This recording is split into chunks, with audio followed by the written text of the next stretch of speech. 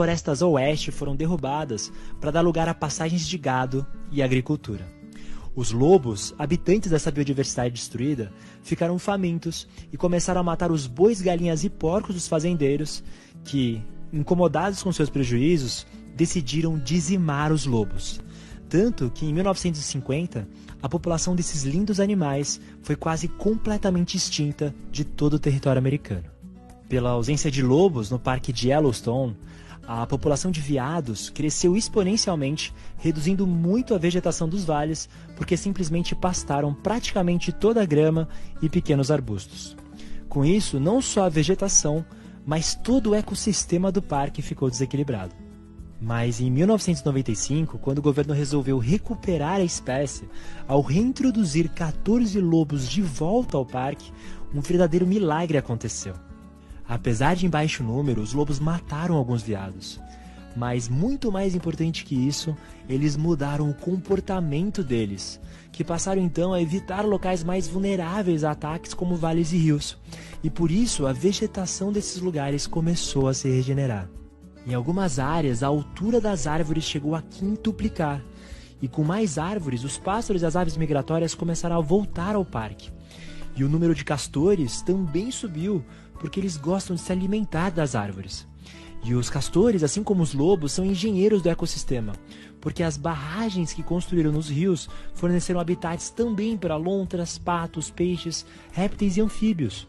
Os lobos também mataram coiotes, que estavam em alto número, e em resultado disso, o número de coelhos e ratos voltou a subir, o que significou mais falcões, doninhas, raposas e texugos. E com mais carcaças de animais no chão e árvores com frutos silvestres, até a população de ursos também cresceu. Mas o mais fascinante de tudo foi o seguinte: os lobos alteraram o comportamento dos rios.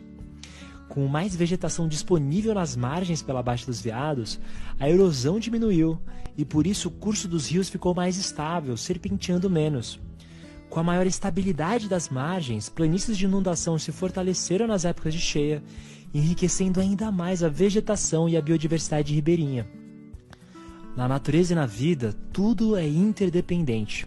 Todos os seres são independentes individualmente, mas dependem de uma infinidade de outras interações coletivamente, num nível tão profundo que até o rio depende do lobo.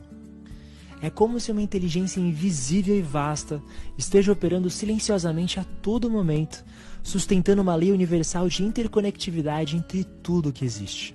E isso nos traz uma lição, porque nossa mente perfeccionista, racional e lógica funciona de forma parcial e dualista, ao escolher apenas o que nos agrada e rejeitar só o que nos incomoda.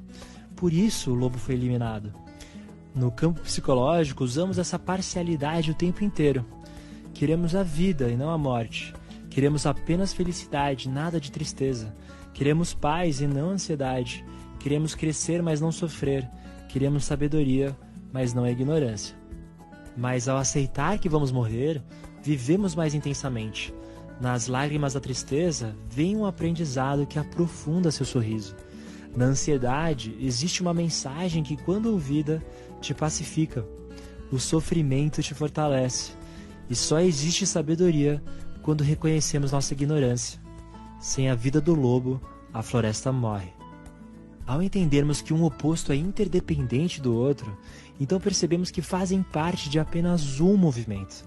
Os opostos são, na verdade, um só, que se alternam em ciclos.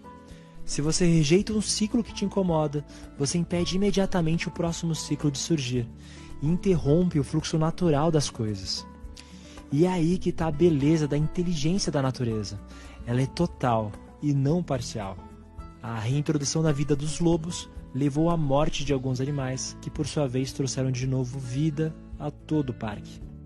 Ao entendermos que quase tudo na vida tem uma origem, uma causa e, acima de tudo, uma utilidade, damos boas-vindas a essas fases de incômodos que surgem, aprendemos o que precisa ser aprendido, evoluímos e então deixamos a vida seguir para os ciclos seguintes.